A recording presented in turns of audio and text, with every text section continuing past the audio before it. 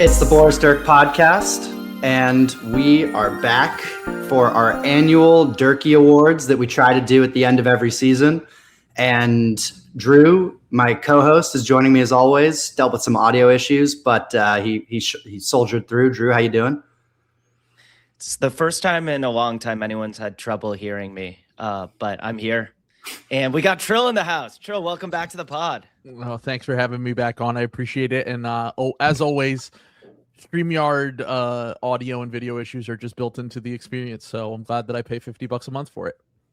Yeah, we are following up our uproariously successful early season episode with Trill, where we drafted the strangest moments in NBA history, which as a Sixers fan, he had a unique perspective on. And we thought, who better to bring on for our end of season award show, kind of bookend the regular season here. So without further ado, we're going to get into these totally made up awards that are completely different from the totally made up awards that Bill Simmons just did on his podcast yesterday. Poor timing. But ours are better. So the first award is the You're My Number One Boy award. You're my boy, my number one boy. For Succession heads out there, you'll know where that's from. Trill, I'm going to start with you. And I left these completely up to interpretation and didn't provide any guidance beyond just the name of the award. Who came to mind for you for this NBA season for the You're My Number One Boy award? So I just finished watching Succession, by the way. Fantastic show. Absolutely loved it. So the timing of this is really perfect. I had a few different interpretations of this. My main one was GMs, coaches that can't quit certain players and just love them to death. You're my number one. I'm riding and dying with you. My personal choice for my own basketball viewing, just in general as a fan, was obviously Tyrese Maxey's bounce back season. Last year was up and down. The team was a mess. This year, the team was up and down, still a mess. But Maxey's probably going to end up making second-team All-NBA. Probably would have been third-team All-NBA even if guys were healthy and obviously bounce back after having a bad season. So just from my personal viewpoint, I'm going to say Maxey and his bounce-back season on the Sixers this year. Hopefully we can finish the season on a strong note and get a top 6 seed in the East. Fingers crossed. And then the two choices that I have for coaches that can't quit players – Chris Finch with Mike Conley. You gotta love a coach just never giving up on a super wash guy. And not only is this the perfect one, Mike Conley is literally the Mo from the Simpsons meme where they traded him and the whole fan base thought they were done with the Mike Conley experience. And look, Mike Conley had a great career, obviously really helped out the Timberwolves when he first got there, but it's physically just not the same. He's 38 years old now. I don't think that anyone would expect him to be, in tip-top shape. And they trade him. He gets traded again and then bought out, ends up back on the Wolves. And I'm watching the Wolves yesterday and he's playing real minutes for them to start that Hornets game. So I thought that was the perfect encapsulation of this award. And then just a personal Sixers one I had to throw in there. Nick Nurse and Kelly Oubre. I actually think Kelly has had some nice moments for the Sixers. He's another guy who had somewhat of a bounce back season, despite being a maddening player to watch every single night because of his decision making and overall just erraticness. But Nick Nurse thinks that he's Jaylen Brown, and I think the funniest possible outcome for the Sixers is either losing a playoff series or losing in the play-in because Nick Nurse literally cannot quit Kelly Oubre. Like, to the point where, like, he emboldens him like he is a superstar. Like he is going to be Jaylen Brown making first or second team All-NBA this year. So I just felt like those three really fit the bill here for this award. Yeah. Drew? Well, our crazy Blazers, like, I don't know why it took so long to accept this is who the guy is Ryan Rupert, who had a triple-double last night for the Memphis Grizzlies, whatever the hell their G League team is called is what we should be calling them. But Ryan Rupert was that guy for Tiago Splitter and Chauncey before him. I didn't go with that interpretation of this award. I just started rattling off dudes who have meant a lot to me this season. And one of them is a former Sixer. And this is a guy who I owe a lot. I went back-to-back in my fantasy basketball categories league, and a lot of it had to do with this late stretch of Paul Reed stocks. Let's go. Steals and blocks from B-Ball Paul. I've seen Japanese robots with cleaner shooting mechanics than Paul Reed, but for some reason, this guy just like, he's a wrecking ball. He does shit. I don't even know if he's good. I know that the Pistons are like 11 points better when he's on the floor.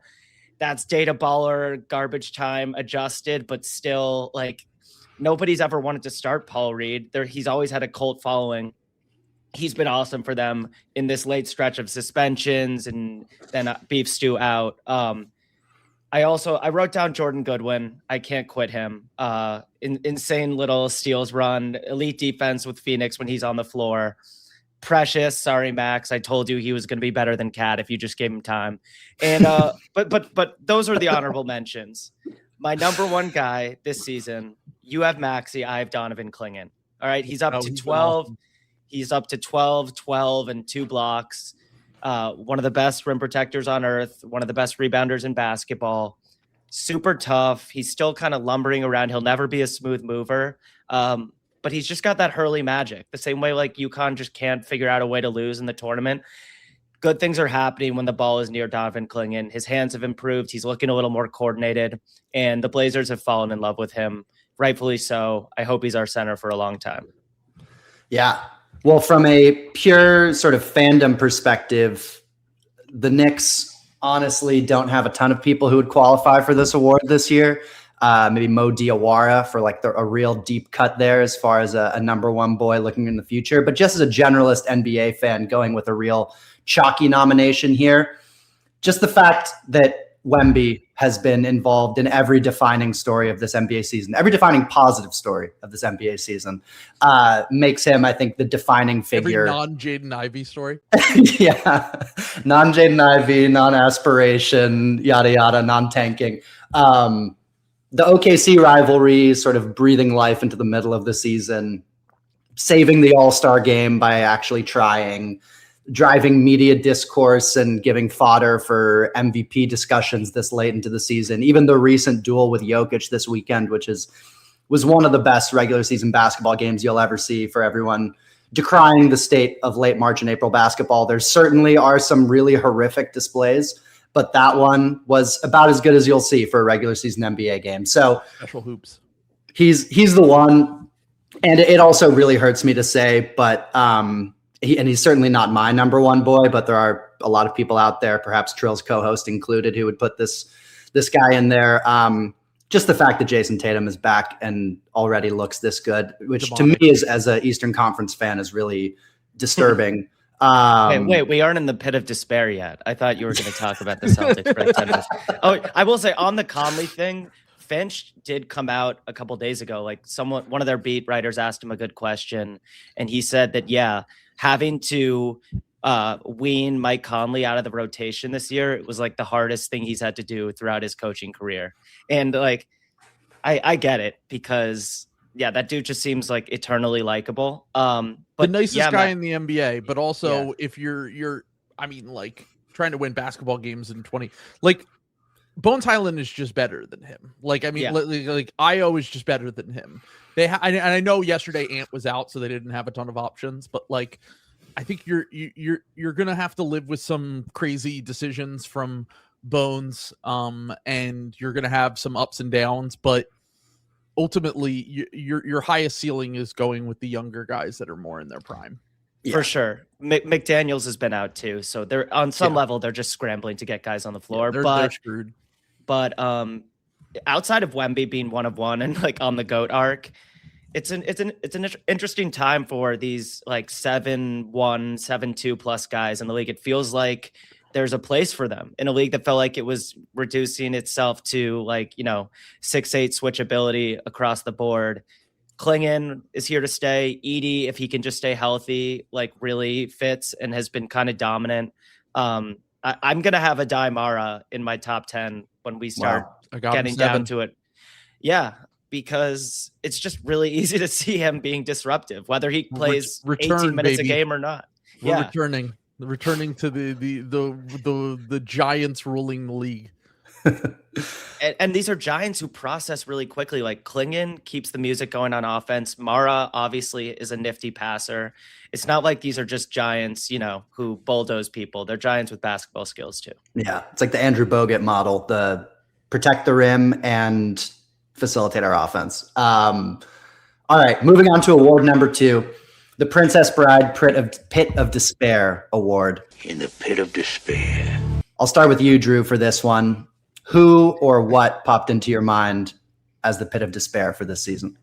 Well, I started off just thinking about a tongue twister of missed prospects for me in recent years, because I'm deranged, and the first name that came to mind was Jeremy Sohan, because I've given up. I can't do it anymore. I can't strawman Jeremy Sohan. He's buried in the Knicks bench right now, and so he's now in the mix with Taylor Horton-Tucker, Amari Bailey, Dalen Terry, all these dudes that I really believed in who have not been able to. Then really don't put carve out. Koa Pete in your top 10. I'm not going to do it. I'm not going to. Everyone who loved Jeremy Sohan is also telling me they love Koa Pete, and I'm like, look, I get it. It's just not. It's not going to happen. I agree. I'm a sucker for those like tweener forwards who have some skills. But Koa Pete 3 has the arc of like an Ichiro Suzuki line drive single up the middle, and it's just hard for, like, at first I was like, oh, he's going to learn to shoot threes like Rui, because like he has touch everywhere else. Gonzaga Rui kind of looked like this. No, it's a long shot. But the real pit of despair for me right now is the fact that the Blazers paid $100,000 in tampering fees to trade Hansen Young, for Hansen Young when they could have taken one of Cedric Howard, Carter Bryant, all sorts of talented guys in that range this year. So it's not Pelicans trading their pick to the Hawks bad, but it really hurts, because even if Young Hansen works out in the NBA, he looks like he's going to be a second contract guy, maybe a second team guy. He's just so damn raw, and it might never come on defense. And then I'm just looking over at these other teams in the West who have found young wings who are just clearly going to be dudes in time. So you also called it, like, you were upset on draft night, and it doesn't make any sense when now your best prospect is Donovan Klingon.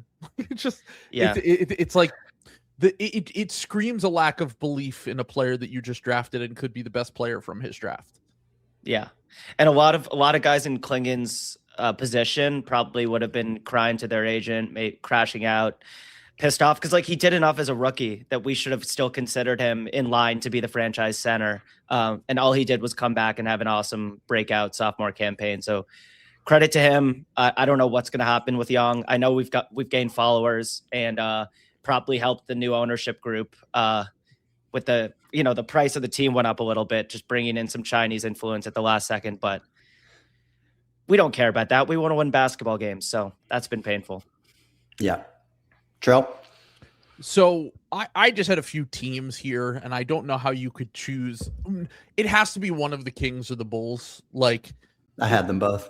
Like, even with the Nets and their weird draft and everything that happened with them, like, you at least got to be like, well, at least they chose a direction, right? At least they chose, we're going to go into the tank for a few years. We're going to try to take some swings on guys that we might miss on, but they might have real upside. And while I wasn't crazy about pretty much any of their picks that they made, and although I think Jaeger Doman has certainly shown that he is an NBA player in a way that I didn't think that he was going to be coming into the year. I just, the Nets at least have something to cling on to there. They're in a big market. They can create cap space. Like, the Kings are just like, their books got even worse because of the Hunter trade.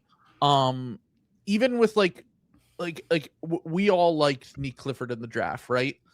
Neek was a guy that was just like, you gotta be pretty good from the jump. Yeah. If you're 23 years old. And I know that it's not the best context for anyone, but like, we're seeing it with Maxime Reynaud, where like he's at least showing it on offense, even though the defense is very, very rough. The offense has been encouraging enough the second half of this season that he feels like someone that is a little bit older that was able to prove his worth right away in the NBA. And other than that, like, you're praying for lottery luck at this point. We knew coming, like, my whole thing was coming into this season, I was like, this was the best case scenario for this team, where they didn't accidentally win too many games in January and end up with like the 9th best odds or something. I knew it was going to be a disaster from the jump. It just feels like this team can never seemingly get something right. And I said this on the podcast, but we're staring down the barrel of, if they draft one of these point guards, whether it's like Wagler or Acuff or one of those guys, they're staring down the barrel of drafting 3 of the best offensively tilted point guard prospects in a decade. Like, how do you do that with Fox, Halliburton, and one of those two, and not have any sort of competitiveness on this team on a year-to-year basis? Like, they've had one good year. If you really want to stretch the definition of a good year, you could probably say 2 good years in the last handful, really the last decade. And they're just continuously in piss and shit and kind of like just the laughing stock of the league, basically. And then the Bulls, they fired their front office today. I mean, same general concept, except I actually kind of like, I think the Kings might have even outdueled them this year, because they realize that if the league is really going to change the tanking rules, that like we kind of have to go all out and be bad this year, in a way that it took the Bulls, because of their hot start. It kind of took them out of being in the top 5 or 6 for draft lottery odds in this draft. And this feels, because the top 4 just feels so special to me in this draft, it was really important that you got down towards the bottom and have a chance at one of those 4 guys that could potentially, change what happens for your franchise. And the Bulls were just too late to the party. So those are the 3 teams, and really the top 2 being the Kings and the Bulls, that I feel like are the most in despair. Yeah, actually, the Bulls now have the one guy who couldn't take minutes from Mike Conley in Minnesota, Rob Dillingham. The Bulls have, by the way, and we said that on draft night, that was a nightmare of a pick to trade up for Rob Dillingham. He had an electric Kentucky highlight reel, but he's just too damn small. You don't trade up for those guys at the combine. Like, you don't trade up for those guys in 2024 or whatever. In a weak draft, Rob Dillingham, Yuki Kawamura, Leonard Miller, Mac McClung, Lachlan Olbrich. These are guys playing 10 plus minutes a night right now for the Chicago Bulls. It's really dark. Everyone loves to say, like, what a franchise, what a market. It's so sad. It's been like this latent superpower, but forget even like getting back to relevance. Like, we just take it for granted when teams are stuck in quote NBA no man's land with, DeRozan and a Zach LaVine, like whatever you're doing. As a Blazers fan who had to deal with a lot of shit after we traded Dame, I'm so fine with rooting for a 40-win team at this point in my NBA fandom. And I think that like we told some dumb people on the Bulls to send them into absolute despair. And there's something so beautiful about Adam Silver just dumping his bag of ideas that he hasn't enacted, but says are coming soon, just in time for teams to like make it even more egregious at the end of the season. Right, I was gonna say, and just like panic and be like, "Oh shit, we gotta be really bad now." Yeah, it's end of the world vibes. They're looting. They're looting now for an extra tankage. The Bulls really have been like dysfunctional. The degree of their dysfunction, I feel like, has flown under the radar for the last 15 years. Like they've only been, but no one else will. It doesn't like seep out into the national media, I think, which is crazy because it's a top 5-4 market in the league, and they're just kind of allowed to be horrible and horrifically run without anyone in the media like paying any mind to them, really. There needs to be more public lambasting of the Bulls is what I'm getting at. One last thing on that. People have said like they're worried because when they had the Garpax front office, they were like, they didn't think it could get worse.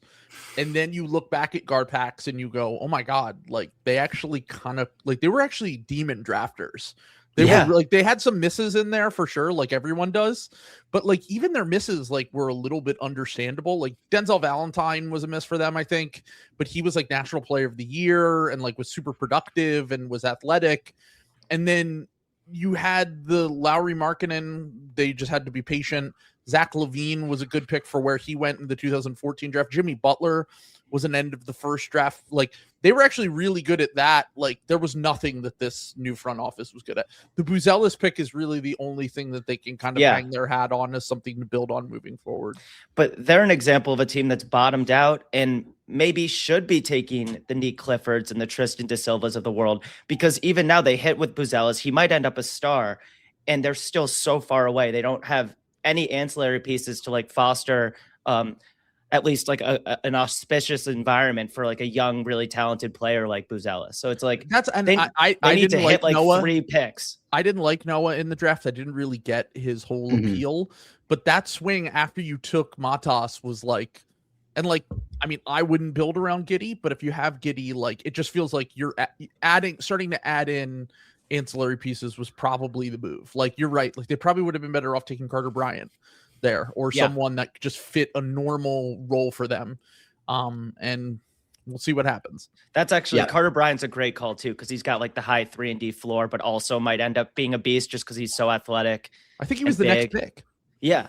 But and Trill was referring to Noah Senge for our listeners who have social lives. Max, hit me. And the other team that I would throw in the pit of despair too is the Pelicans.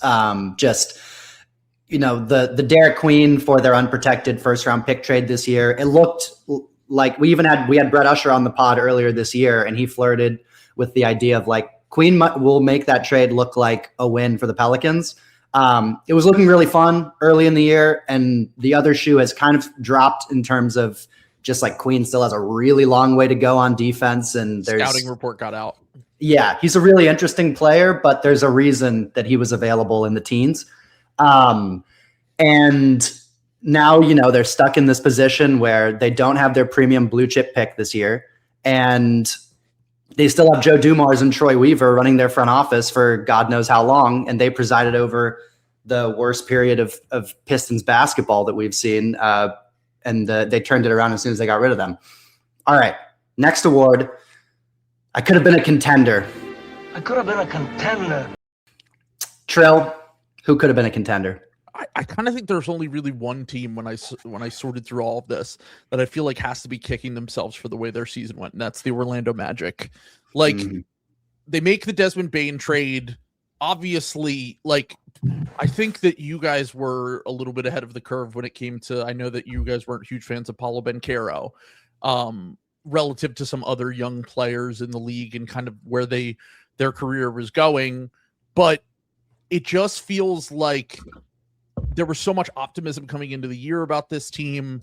They had this disastrous injury year last year, and you get some good things coming out of this season too. Like when you could actually get all these guys on the court, they had a really good net rating, and it was for the second straight year. They only got like 150 minutes together with Suggs, Paulo, and Franz.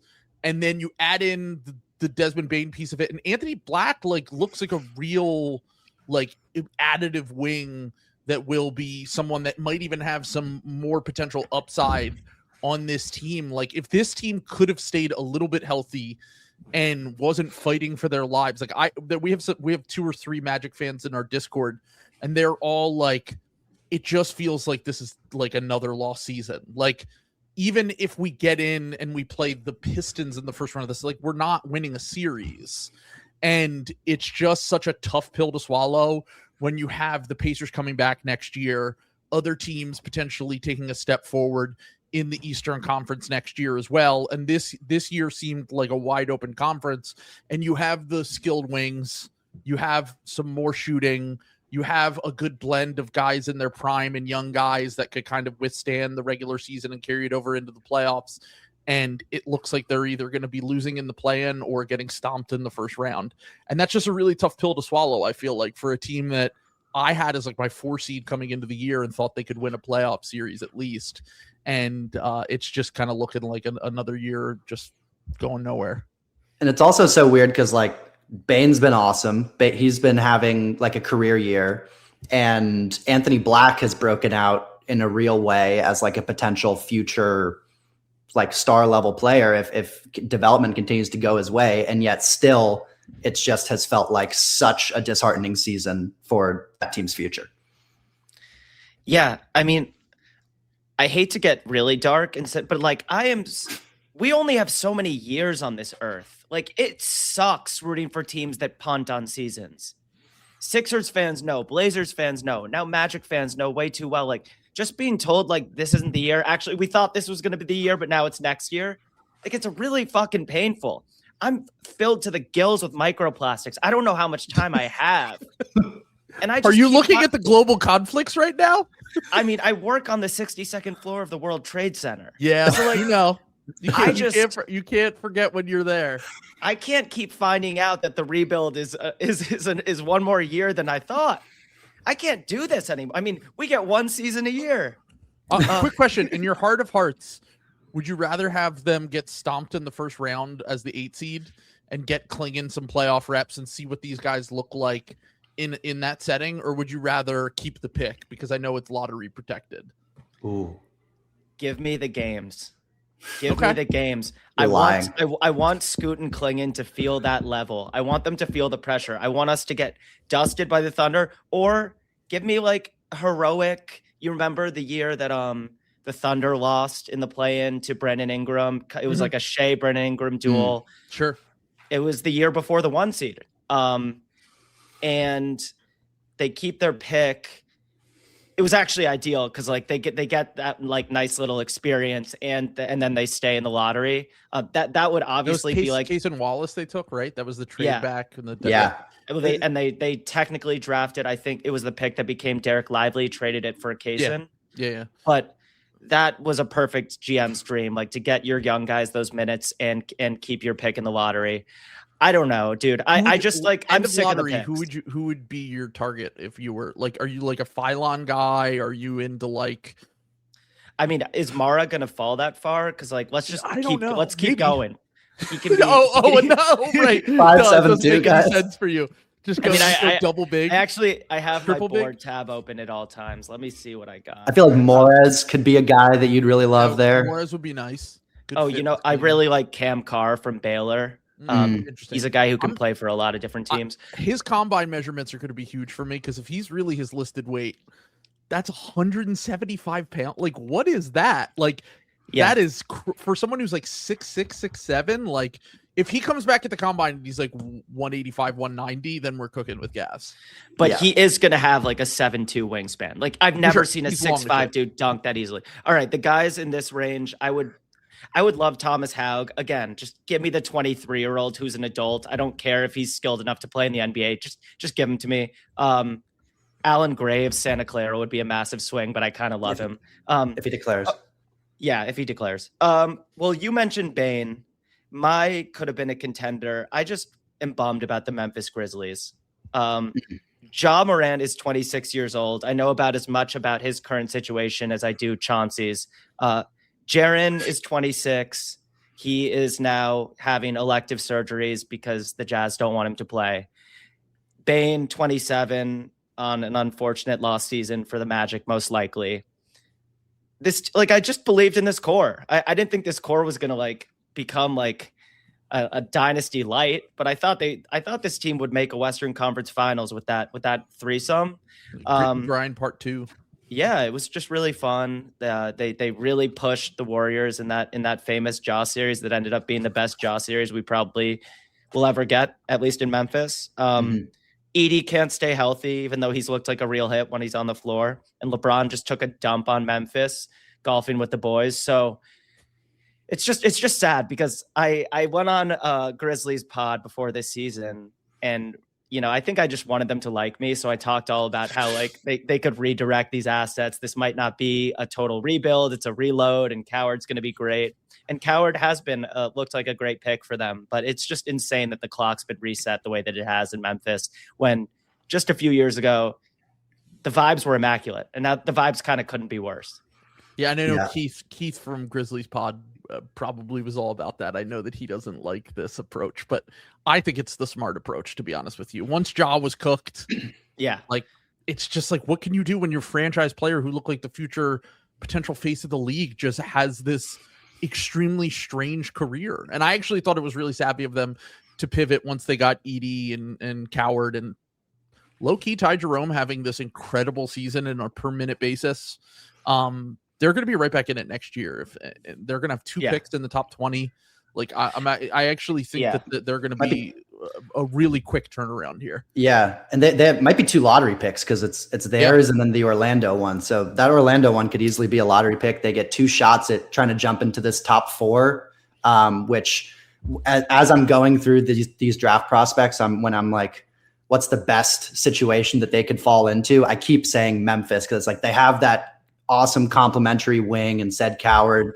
They have their like anchor at the 5 and Zach Edey. And then maybe they have Ja, maybe they don't have Ja, but that's just a really fun environment to drop like a Cam Boozer or Caleb Wilson or whoever into. They're such a blank slate too. Like they're one of the few teams. Like I keep thinking about these teams that are like gonna have to make a decision because the strength of the guards in this class. Like you're like, are we really married to this guard? Like, are we not? Were we gonna pass on a player we think has like potential all-star upside because of the guard we currently have at our team? They don't have to worry about that. There are a few teams that just don't really have to worry about that at all. And I think that's a huge positive. And blank slate, but not in like a Kings or Brooklyn Nets way where it's like there's literally nothing to support. Talent. Exactly. Like you have complementary pieces who can augment whatever you drop in. Exactly. The process from their front office has been pretty sound. It's just the fact that this was the right way to go is pretty sad for them. And I just try to remember that, like, if they get Caleb Wilson and he ends up as valuable a player as like peak Jaren Jackson, like that's a big success. Even though Caleb Wilson's ceiling is sky high, he might end up better than Jaren Jackson. Like, it's just, we draft to get the talent that they already had, and it just fell apart for a few different reasons. But yeah, it could turn around quickly, and I hope it does, because that fan base has just been yanked around. Yeah, I want to also throw into I could have been a contender discussion, the Houston Rockets, who are still going to win 50 games this year despite missing 2 of the most important players to their teams. Probably a playoff series. Yeah, if they get the Lakers, yeah. They're probably going to be a second-round 50-win team despite the fact that they have not had Fred VanVleet, who's the only guard on their team who can both shoot and play defense consistently, and Steven Adams, who's like the defining factor of their offense with his just like absolute absurd glass eating. The fact that they've lost both of those and are still potentially a second-round team is, I think, very impressive, even considering how bad the off-court vibes are right there and all the body language stuff. But if they had VanVleet and Adams, and I don't know if this front office is going to kind of stay the course in the offseason or make like a huge wild swing, but seems like they could have been a Western Conference Finals challenger if they had their full complement.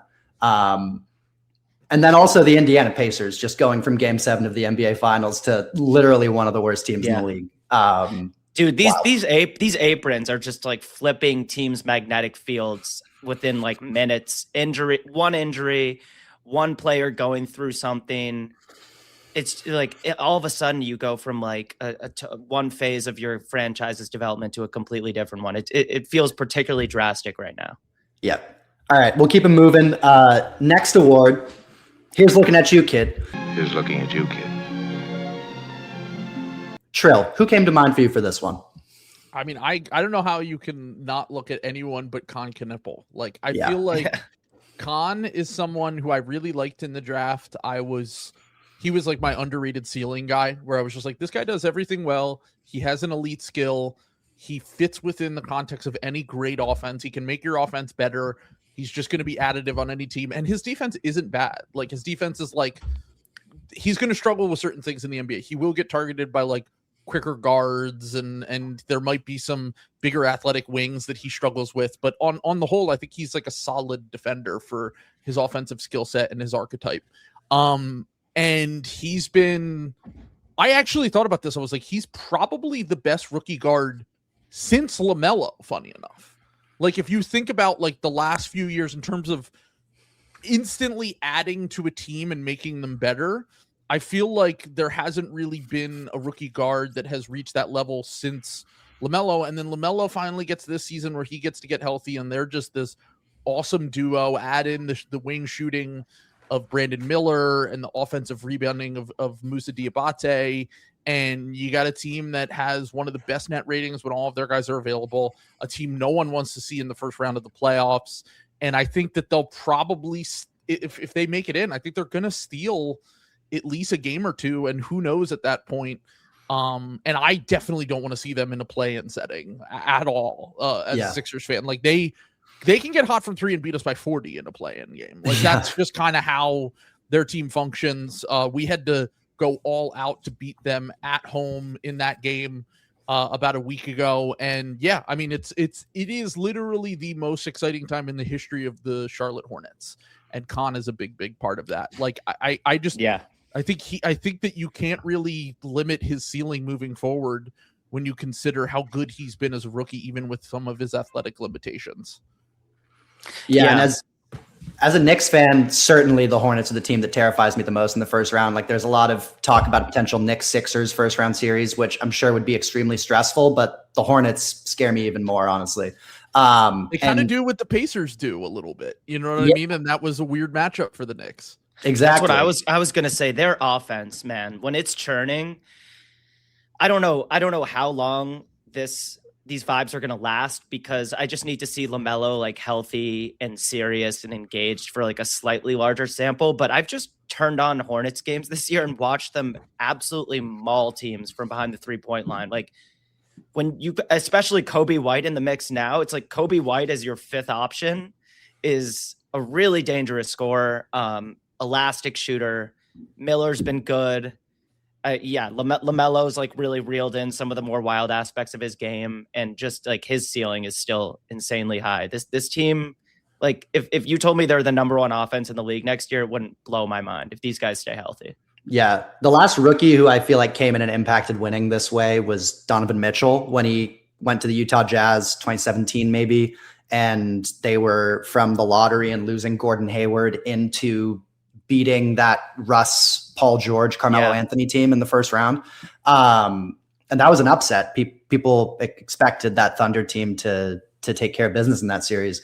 Khan, Cooper Flag, obviously having an all-time regular season, and also hits at the second part of this award, which is not just here's looking at you in the sense of you're really good, but also here's looking at you in the sense of you're our only chance and you're our only hope. I said this on the podcast, and I want to talk about this a little bit more when we get to draft season, but very briefly, the most important draft maybe ever for a rebuild coming up for the Mavericks. Yeah. They don't have their pick for the next 3 drafts after that. No, they traded their pick next year to Charlotte for PJ Washington, I believe. They traded the pick to the Wizards for Daniel Gafford. A series of Grant Williams somehow getting him and getting off him, I think, involved losing picks.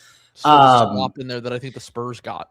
They don't have control. It really makes you think it's not only that Nico lost his mind, but he's also kind of like the narcissistic boyfriend who just wakes up one day after you've been madly in love and says like, we're never speaking again. Like, I don't know. It's the worst. I said it's the worst trade in history because it not only makes all of your current moves and like everything, it makes everything that you did in the past worse too. Yeah. In a way that we've never seen before. And they got this lucky lottery ball in Cooper Flag that might save them from that, but they really, really need to nail this pick this year and like put a running mate with him for the future, because they got some talent and they can make some trades to kind of get some future assets and some younger guys in the door with that roster, but they have no one that they can pair with Flag for the future.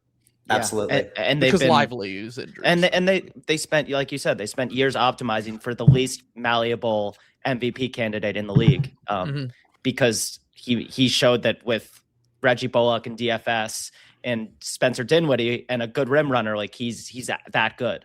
But I actually maybe didn't really value the word kid enough in this award, but I just wanted to shout out Jalen Johnson. Incredible season, and also really motivating me to like not be a dick when it comes to like young prospects who don't show the best maybe intangibles or play style or teammate-ness in college. Which is why I've like really like been patient with DeBonsa, and I'm open-minded to Darren Peterson just being a great guy who's had a really rough year for all sorts of reasons. But Jalen Johnson crashed out at Duke. He's now averaging 23, 10, and 8. He is a jumbo creator. He just won East Player of the Month because the Hawks were 13-2. He averaged 22, 9 and 9, which is like, those are his season averages. Isn't he like 4th in the NBA in assists per game? Like he's been incredible as a playmaker this year. He's absolutely amazing. He's their number one option. He's the face of the franchise. I feel like his season hasn't been talked about much because the Hawks are like the Southeast Bulls, just like big market that can't seem to stay relevant. And I thought they were going to be great this year. Somehow they're like approaching their over-under number after all the shit they've been through. And he is the main reason. I'm so glad that we got to see the world where Ben Simmons doesn't lose his mind, because this is what I always wanted Ben to be on offense when he was on the Sixers. He's sort of the new, he's pioneering that archetype. And like, it's tough with draft comps when you get like a playmaking athletic 4 and you're like, there aren't that many of these guys that have existed. Like, is he Ben Simmons? Is he Giannis? Now there's another guy you can comp people to, and Jalen Johnson, which is nice. Like, and by the way, Wilson. he took this extra leap with the Trae Young chaos early in the year and Dyson Daniels developing the yips from behind the 3-point line. Like, Dyson's awesome. I love him, but he doesn't shoot anymore. And he shoots like 50% from the free throw line. And Jalen Johnson's just been rock solid all year. Yep. All right. Moving on to the Not a Great Plan award. Not a great plan. Which will probably have a little bit of overlap with the Pit of Despair. I put the Bulls. This was going to be my Chicago rant. Yeah, go for it, Drew, if you have anything to add from what we talked about earlier. Nothing to add. I mean, they're playing Dillingham and Yuki on the floor at the same time. I mean, that's like new technology. Yeah. Yeah. Trill, did you have anything sort of different for this? Or we could just also keep to it quick. run through it quick. I had the Queen trade for that is just going to go down as an all-time bad trade. Yang for Coward, I also had on this list. Mm-hmm. Even though you did get the future Orlando pick, which who knows, but Orlando and we are going to beat the Thunder in the first round of the playoffs. And then I had the Bucks for not trading Giannis and forcing him to sit out. Like, yeah, if you're not going to make the trade, okay, that's fine. Do whatever you want to do, but also don't drag it out. Don't bring it into the media. Don't upset Giannis. Don't do all of this. And make a kind of a clown show of it all. If you're going to go down this road, so that was my choice for that. Yeah, on the Queen trade, Drew always makes this point, and I'll make it for him. But if you like Derek Queen that much, just take him where you took Jeremiah Fears. Like, if you don't have to trade the best asset that you have to get him in the teens. Other thing I would throw into the Not a Great Plan award is the whole gambling scandal and Chauncey Billups. And possibly Terry Rozier for just the whole execution of this scheme just didn't work out very well. All right, keeping it moving. The Less You Do, The More You Do award. The less you do, the more you do. Drew. De'Aaron Fox. Let Victor Wembanyama be the best player in the league. By the way, I'm a Fox hater. I can't knock anything the Spurs have done because they have a chance to win a title this year. So like, credit to them. They know that Wemby might be here for a great time, not a long time. And so just be as good as you can, like right away. He's already an MVP candidate. But I don't want De'Aaron Fox to be at all the Jalen Greeny guy. I could see him becoming for this team offensively late in shot clocks in the playoffs. All right, that's mean. No. And by the way, he's way better than Jalen. This is like very rich man's Jalen Green. If he just like, I have visions of De'Aaron Fox launching grenades, stepping into jumpers he could probably get with at any point in the shot clock, because he is a really good player and he's made some of those big shots in some of the important games he was able to play in Sacramento. And like you pointed out, the 1 or 2 seasons they were good. But Clutch player of the year. He needs to understand that he is the Robin right now to Vic and maybe even Castle's Batman. It'll be interesting to see the way Castle's game translates to the playoffs offensively right now. Chances are he'll just be great because he's an awesome player. But Fox, just understand your role. More is less. And as a secondary creator, he'll probably be great for them. Castle's probably a good choice for this award too, just because I feel like he impacts the game in so many ways when he doesn't have Like you don't have to be a star at all times. You can impact the game while being like more of like in the end of that Denver game. I'm like, this guy is just fucking everywhere. Where it's just like he's crashing the glass, he's getting into passing lanes. I'm like, he's someone who is gonna have probably the most erratic postseason from the highs and the lows just because of the shooting and the turnover problems. But then he's gonna I know he's a different player and he might even have a higher ceiling than this player if everything breaks right for him. But he kind of just reminds me of Drew Holiday, where it's just like, you know how Drew would have those like playoff games where he's like 9 for 27, but he's like a plus 12. You're like, he's so additive in so many different ways, but then he's also missing every single shot he takes until the end of the game and he gets on fire. Yeah, like when Drew was the second best player on that FIBA team that like won in the Philippines, and it was KD and then Drew going like 8 for 25, but still must play because of the Bulldog defense. Yeah, like Steph Castle could stop shooting and still be your Casey Wallace, your Josh Hart. That's exactly part of what makes him so awesome.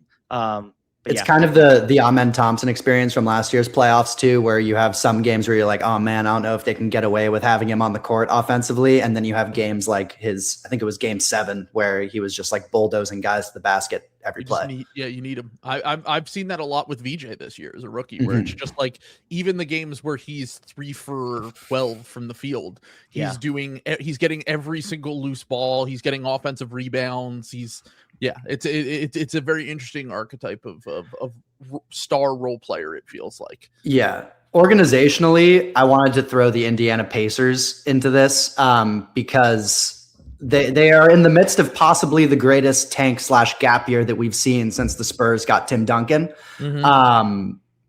I don't quite understand how they're so bad this year. Obviously Halliburton being out and they've had some injuries, but it feels like a lot of times when I tune in or check highlights, they've got Nembhard on the court, Siakam, Nesmith. It doesn't seem like this team versus last team should be the difference between game 7 of the finals and one of the 3 worst teams in the league. So it's more at the start of the year. They all got hurt and they realized quickly, we just got to fold up the 10. Yeah. Get out of here. But assuming they go into next season with one of these top 4 guys, Peterson and Boozer in their system would terrify me especially. And Zubats, who they just kind of got with this pick that they're probably going to keep, could be the greatest gap year that we've seen, particularly. Draft lottery night's going to be a movie. 50-50 shot. They lose the pick. It really is. It's going to be a lot of fun. Is it really a 50-50 shot, though, if the Clippers are the ones getting it? Well, yeah, I don't think the league would take away a pick they got in a trade, but we'll see. You never know. What if the aspiration punishment is the Clippers get the 5th pick this year, but it's in exchange they're forfeiting their next 2 picks? Oof. They don't have their next 2 picks, the Sixers and the Thunder. No, right. I'm at their 2037 picks. Yeah. 2030 and 2031 are the next times they have their own picks. Because the Sixers from the Harden trade. And then actually, funny enough, the Thunder got in there in the Harden trade, and we'll see. I don't know. Darius Garland looks fucking awesome for them. Looks really good. They might be a little bit more competitive than I originally thought. They seemingly always figure out a way to be. Yeah. But for mine, I had less and more you do. I just had a archetype. I kind of had the Pokemon evolution of this archetype of player. Mitchell Robinson being at the top, as in terms of he's one of the lowest usage players in the NBA, but he impacts the game on both ends because of the rebounding and just general dog in him. Moussa Diabate, just a notch below him, kind of in that. And then my own version of this, the very diet version of these players in the Dembona towards the bottom, who is on a night-to-night basis a very frustrating player to watch, but the highs are very high, and the less he touches the ball and the more he just moves the ball and dunks and blocks and guards in space well and does all that stuff, the more I like him. So the less he does, the more I like him. All right. Okay, moving on. We've got a few more left here. You either die the hero or live long enough to see yourself become the villain award. You either die a hero or you live long enough to see yourself become the villain. Drew? Welcome to the show, Clyde Frazier. What a goofy country we live in. Yeah. Where it's not even like really more than a viral tweet that Clyde Frazier's like leads off coming out of a break. He had time to think about it. It wasn't even like old guy slip of the tongue. He decided, I've got a great bit for when we come back from this timeout. And it's that like we're killing civilians and Americans don't really know why. Yeah, I don't want to take it all the way there, but and then the Giddy thing, which I don't know much about that case. But it's just why and at some point there's got to be something you can say on TV that gets you kicked off the broadcast, right? He's doing podcast bits on. Yeah, he's literally just riffing with the boys and doing it on, one of the most watched teams in the NBA, and it's You Blow My Mind might start playing soon whenever Clyde's on the broadcast. I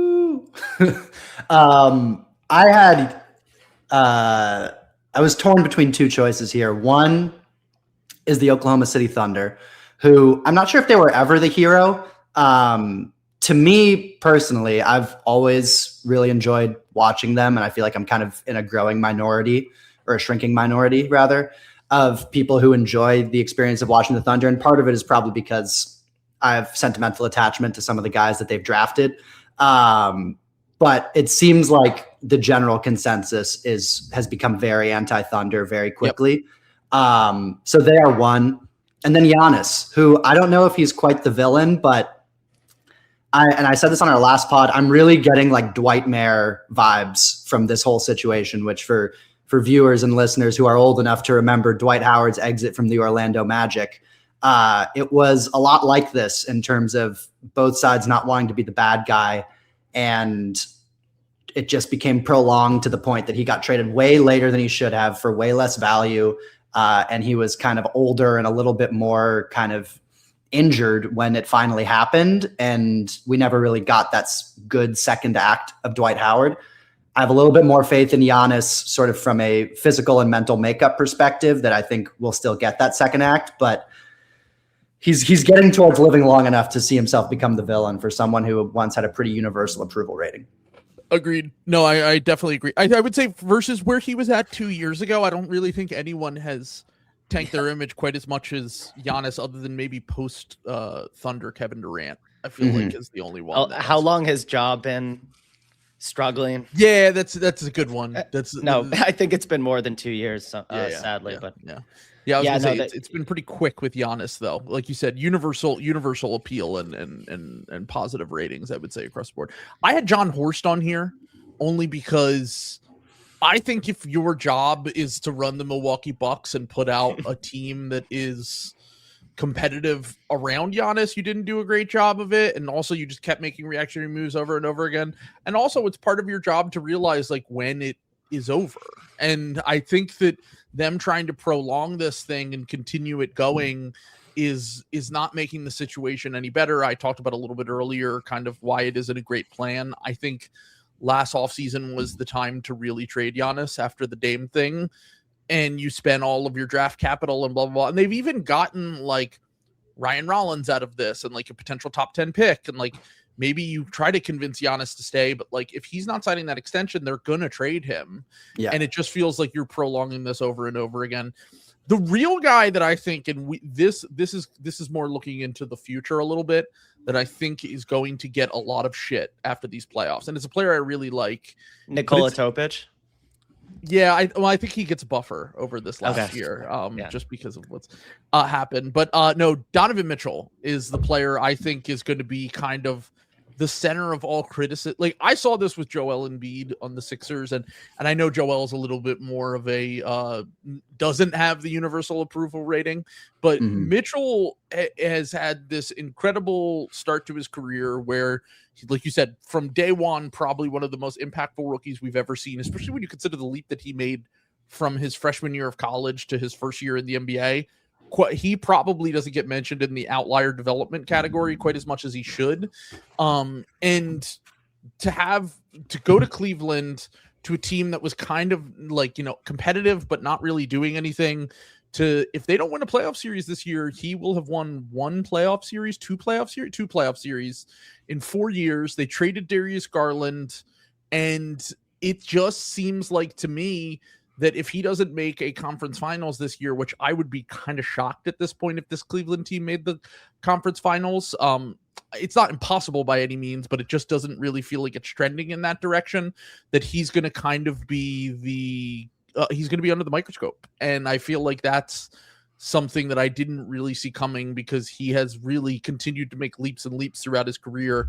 But, make a conference finals, you start to get shit. And, I still consider him one of the 10 or 12 best players in the NBA, but I think that the narrative could flip on him. But he does have the buffer of James Harden on his team, which I think that helped Embiid a little bit. I think it's helped guys in the past when you have Harden as your teammate and he just doesn't show up for a game.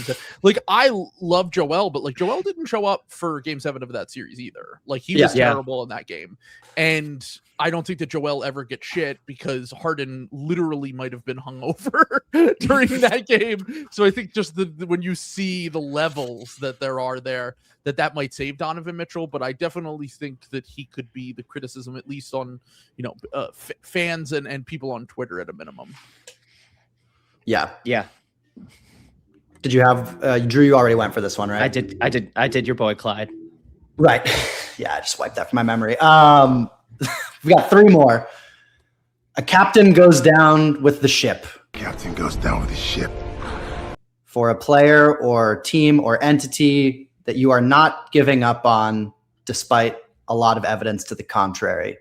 Drew? Oh, well, that's your interpretation. I didn't take it as that either. Sorry. I took it as this. They're dying with it. But anyway. Yeah. Do your interpretation then. You're a real poet. We all read your poetry differently. Yeah, Trill, you go. I had the Miami Heat and this core and this team, and like the fact that they are just willing to go down with the play-in ship, where they're like, we're not going to make any moves. We're not going to, I know they made moves last offseason. They got like Norm Powell in the door and they drafted Kasparas Giacochonis and whatever. But like, they really are just kind of committed to this, like, our ceiling is making the play-in and losing in the first round every year post Jimmy Butler, really. And we're just going to wait until we get that next superstar. And look, with their history, it works out for them. But the thing that I just didn't really understand with them is, like, I think it's fine to do this, but also, like, if you're trying to get someone like Giannis, for example, like, would you not have been better off trading Andrew Wiggins and like trying to get like an expiring salary, or like maybe a salary that goes a little bit longer you could trade for with Giannis and get an extra first round pick, or like trying to trade Tyler Hero, or like going and like at least like sussing out like what the value of these guys are around the league, so that you can make a more competitive offer for someone like Giannis if they become available. And it seems like they're just willing to go down with the ship and kind of just say, no, we'll get Giannis because we're the Heat. And I don't know, maybe it will work out. It hasn't worked out the last few times they've tried these trades, though. And then they always come out sort of smelling like roses. Like, maybe they'll win around this year. It's probably a blessing that they didn't have enough to get Dame. Like, I don't think they'd be in better shape as a franchise, injury or not. Yeah, the Heat, they want to win 40 plus games. And again, like, I don't hate on those situations anymore. I used to love to make fun of these no man's land teams. And now I'm like, just let the Heat be my team. I wouldn't care if they didn't come out and then blame everyone else when they can't make moves. That's my big problem with them. Like, don't leak to Barry Jackson that like a team is being unreasonable about this when it's like it's your job to make the other team say yes. The league doesn't operate to make the league operates to make the Lakers better. Let's be honest. That's the only team that gets bailed out every single time. Like the Miami Heat, like you kind of have to do what you do and make good trades along the way. Yep. For this one, interpreting the award differently, I just put down Tatum for coming back from an Achilles in under 300 days. I've been a proud Tatum hater. This is just like pretty cool that in an age where guys are getting paid hundreds of millions of dollars and still are like, rightfully not always risking their bodies for the team, for the fan base, putting themselves first. Tatum put the team first. Under 10 months. This is uncharted territory for the injury. He's averaging 21, 10, and 5, subpar efficiency, but just the fact that he looks remotely like Jason Tatum is a pretty special return from the scariest basketball injury.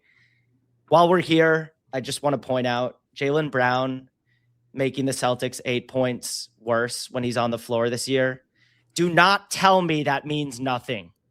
It doesn't mean a ton, but it means something. And Well, I just want to be clear. Like, if we're talking about when Bill Simmons comes on his podcast and says he should be up for MVP, yes, that's exactly. absurd. Like you cannot be. Your team can't be better with you off the floor if you're winning the MVP of the league. That's just like that should be like the number one requirement for winning MVP.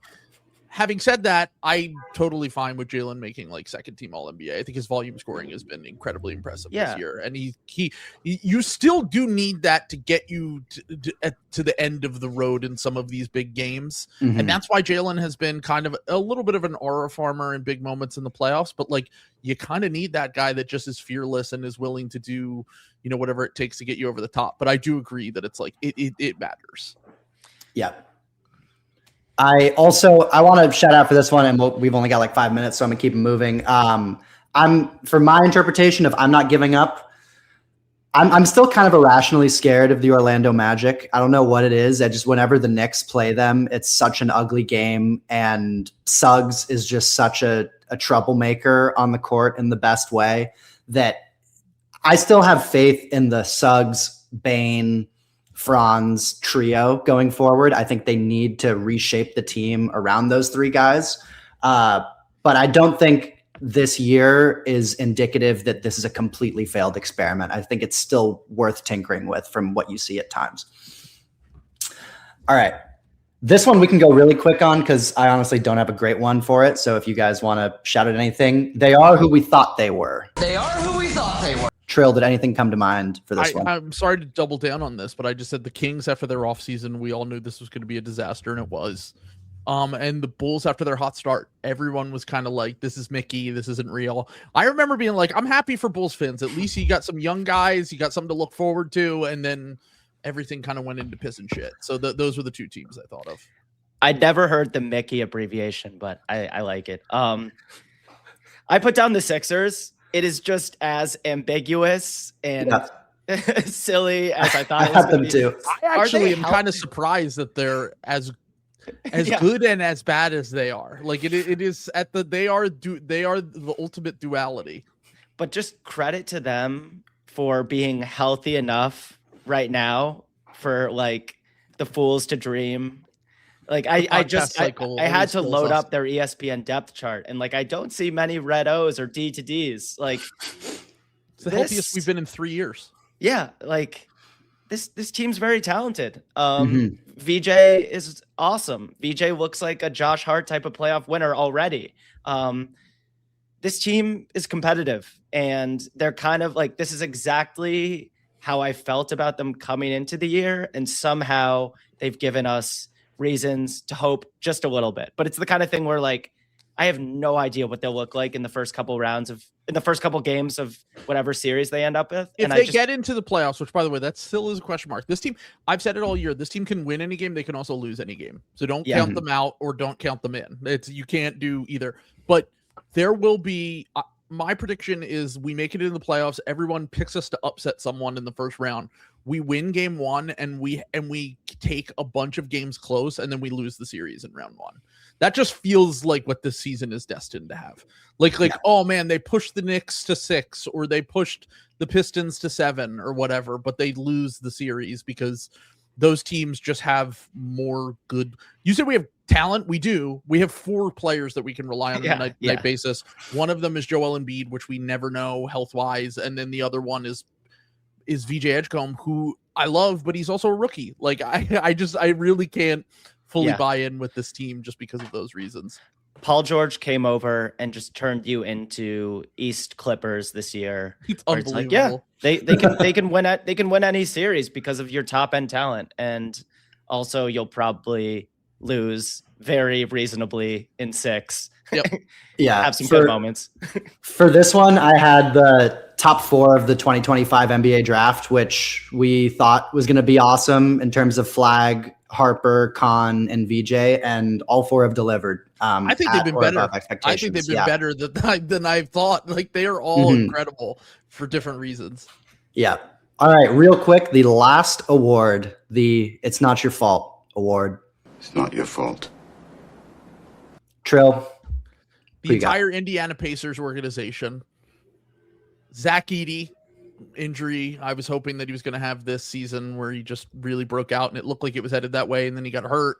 I hope it's not a lingering thing. And then I had LeBron and Steph versus Father Time. Like the injuries are just, they're going to get you when you're in your late 30s and early 40s. And we still have these moments where they're incredible, especially Steph.